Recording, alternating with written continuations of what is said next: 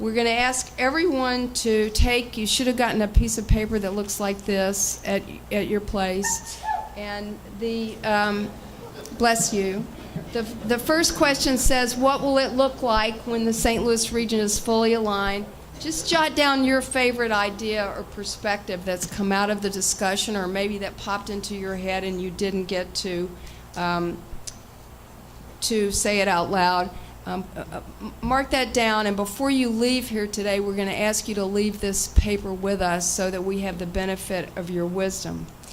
Then at 12:15, I'll be back up here, and I'm going to ask the facilitator from as many tables as we can just to give us a really quick snippet, a really high energy, exciting thing that came out of their table. We may not be able to get to every table, but we'll move quickly.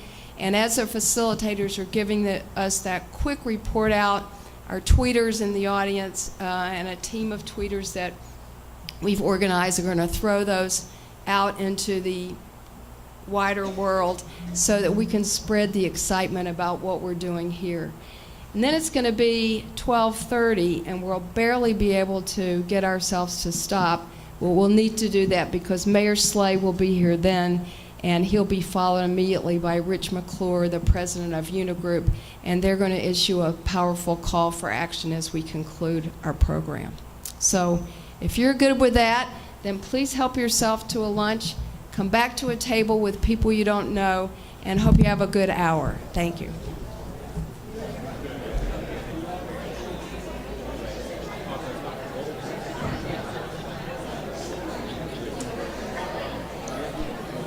Okay, is everybody ready? Ready? Hate to bring this to a close, but it's time to pull some of these perspectives and ideas out from the tables that have been working on this for quite a while. We're going to start over here at this end of the room and find out what will it look like when St. Louis is aligned towards one big goal. The value of education will be internalized very early, I would say near preschool. We'll have a seamless K through 16 curriculum with lifelong learning as an output. Students here will realize the importance of being a global citizen, and the jobs and internships will be regionally organized. And finally, the question of payment will be determined by, is education a public good or a private good? But over here. Early and constant exposure to the world of options for life choices, career exposure. Constant support for and promotion of college readiness. Sufficient transition resources, advising, counseling, mentoring. Internships and service learning through high school and college experience for students and faculty. Clarification and explicit statements of skill sets for our grads. Business partners who drive not just placement in jobs, but in program development and viability. A focus on inclusion and diversity across and throughout the system, the importance of formal and informal relationships and connections, and finally, the intentional community-wide plan for retaining graduates. How about this table? Well, our group covered a lot of territory, but we kept coming back to relationships between education and businesses and building on that, using them to identify gaps, fill gaps, and cross-pollination, mentoring, and working together for improving accessibility and affordability.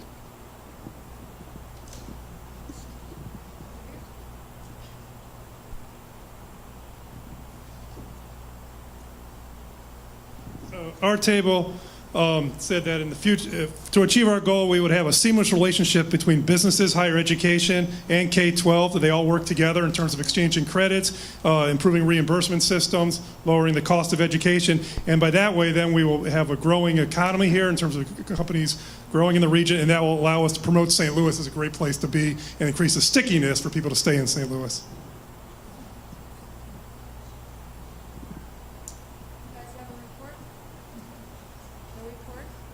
Agree with everything that's been said so far? Great. Especially the stickiness. Okay. How about over here. Yeah. We tended to agree with everything that everybody said. I think one of the things that we did mention that there would be a change in the quality of life type of amenities for the region to attract these college graduates here. That there are going to be things that are going to be like infrastructure issues, like bike, more bike friendly, more Wi-Fi, those kind of things that would attract this generation, the audience, and also that there would be a clear pipeline, a clearly visible pipeline. Wherever you enter the system, you know that there is a way to exit through that system, whether it's through the community college system, the technical colleges, or the 4 years, that there is a clear pathway that's clearly visible and communicated throughout the entire region. And then finally, one of the things that we talked about was the region needs to do a better job of just marketing itself and telling its story a lot better, as Joe mentioned, just kind of that sense of swagger about us that tends to attract and keep people and create, as Eric said, a little bit of that stickiness. In the year 2025, when we reach our goal, the technology will be such that people will give report outs and word clouds will form in the atmosphere and we'll catch it all. Do you have a report here? No? I'm going to report what you said. Not to jump on what everybody else has said. One of the comments was that we'll look younger because we are attracting more people and we have a much more vibrant community. Another thing is kind of an end game or a place to get to is that we'll be sought out much more as a region where companies want to expand to, grow to, open up. We'll retain our companies, and perhaps some of the incentive and investment dollars that we have to put forth now in order to win, those can be funneled into education, and we can kind of shift that. Monica? Well, we had two different educational institutions at our table, so our conversation focused a lot on the collaboration between businesses, education, and government, and how important that is for all of us to really kind of pool our efforts and our resources together, because we really are all working towards the same goal. So two of the things we talked about specifically were providing the opportunities for the 75,000 degrees that we're going to be graduating, so that we have those opportunities here in St. Louis, and then educating those students early on that there are those opportunities here, so they're thinking about that along the way and not thinking, well, I'm going to get my education here and go somewhere else.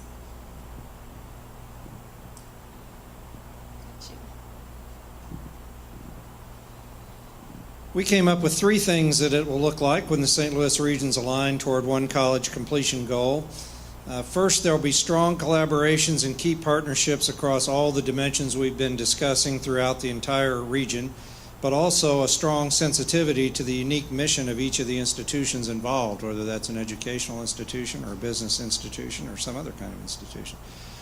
I like this one. The business community will have put their money where their mouth is by helping their employees complete their educations, and the education institutions will have shown that they have made it affordable and doable for the businesses and employees to do so. And finally, education will be shown to have been a great equalizer such that the historic fragmentation of our region will have been diminished.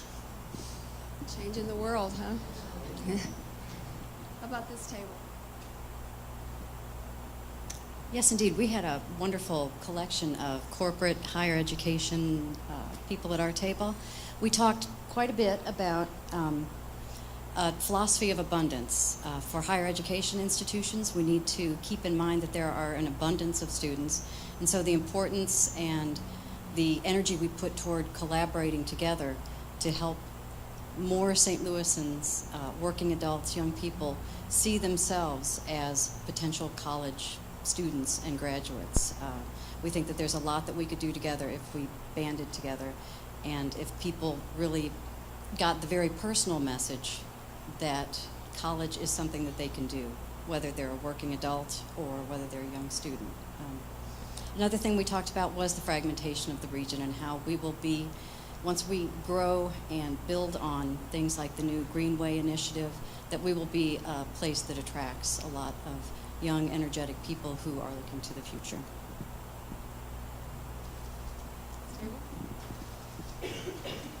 We actually talked about many of the same things that other tables have talked about, but actually to drill down on what this group, I think, talked about with Chip, we really talked about companies reinforcing their tuition benefit programs with their employees and making them aware of the opportunities, and maybe actually putting it as part of their annual evaluation, or you get, when you graduate from college, you get another week's vacation, something like that. Some kind of a systemic way to actualize some of these things.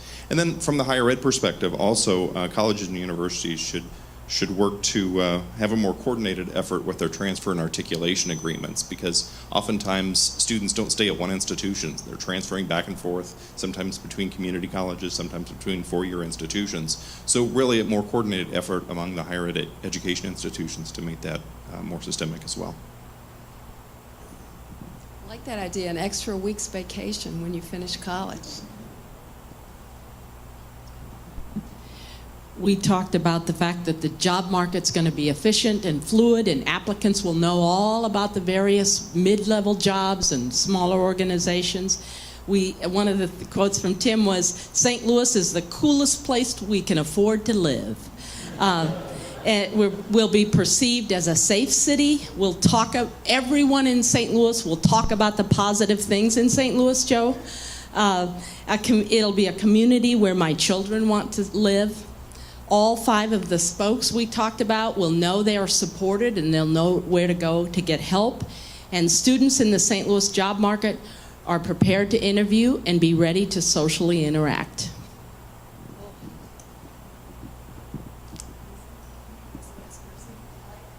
Well, several of the, as you said before, several of our ideas were spoken already, but I wanted to highlight a couple. One was increasing educational achievement starting at the lowest grade levels, and that means elementary and pre-K, in stressing the economic benefits both to the business community and the educational community and to the students themselves.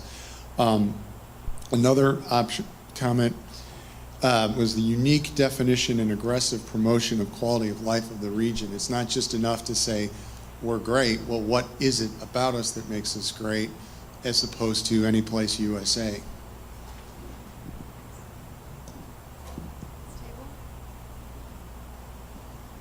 So we covered a lot of things that matched everyone else's. However, one of the things that we discussed was getting businesses to at least the high school level to explain what they do so that they're exposed here in our city.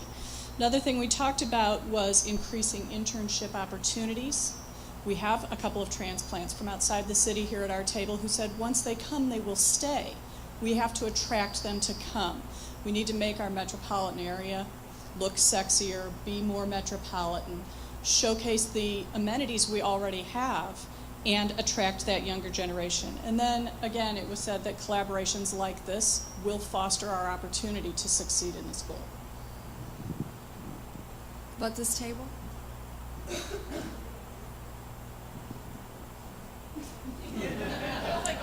So just applause for everybody else. Oh yeah, that's great. Great. This table? Sorry, everyone. I tried to distill what we talked about down to 3 things. One, that there will be a culture of learning in St. Louis, and that will continue to be led by the influencers of business and higher education, and there'll continue to be a forum for them to work together, but that will also trickle down to the implementers of all of the things we're talking about. 2, that college attainment is possible, that everyone in our community has the feeling that college attainment is possible through reducing the hurdles to graduation, whether that's the people who end up finishing all their credits but not filing a degree form and not getting a degree in the end, or people who get down to that last $1,000 but can't overcome the financial hurdles. We talked about dual credit programs and how parents often see that college attainment is possible through what their children are accomplishing. And then a theme that we've heard throughout and just heard what I term sort of embeddedness, and that is getting and keeping, retaining our talent here, internships, externships, experiential learning, this inbound destination for immigrants, and then embedding them in our community. So, and very similar continued conversation to all the other things we heard. So.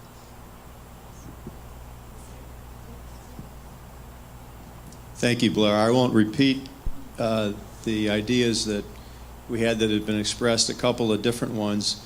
Capacity, there'll be capacity for 75,000 degrees. There was a sense that maybe that isn't built in yet, so that has to grow with the demand.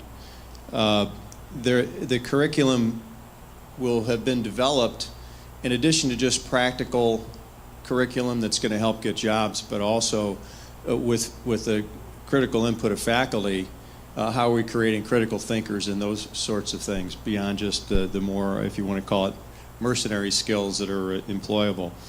There will be a vibrant communication resource, perhaps a portal, someplace where we can generate, to eliminate redundancy, where people can go to, whether you're looking for a job or you're a student or you're an employer, or someplace that really accelerates the connections that we see here this morning. There will be more dollars invested, not just from today's obvious student and family tuition investment, but from companies spending more on this, and also from grants and other things. We heard the panel talking about grants that help this or that happen.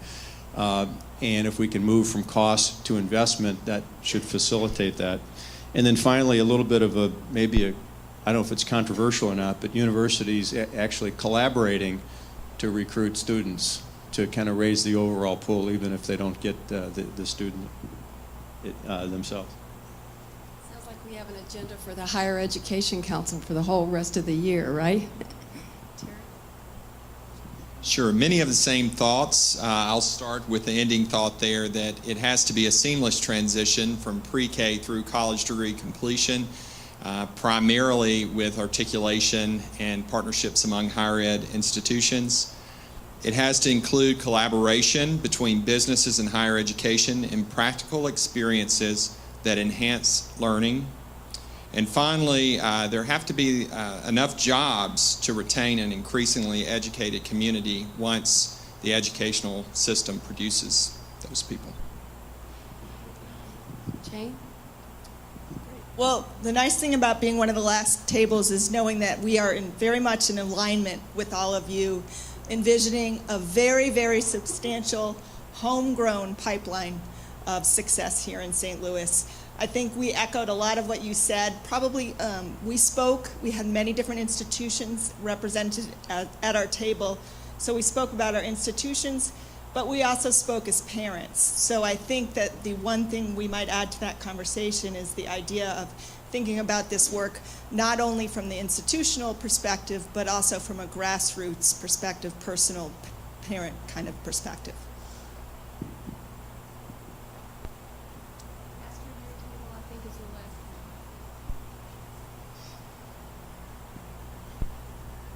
If I was to distill what we discussed is that St. Louis will want to be a place where people want to come and where people will want to stay.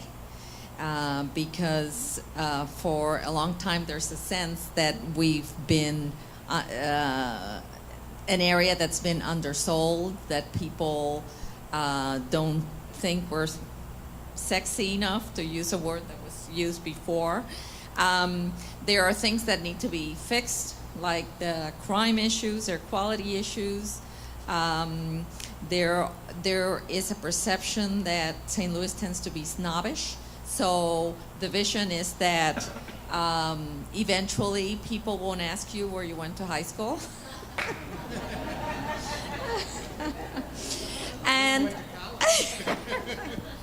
And that there should be more promotion. People, it was interesting, we all talked about all of these things and all of these problems, but everybody at the table agrees that it's a great place to live.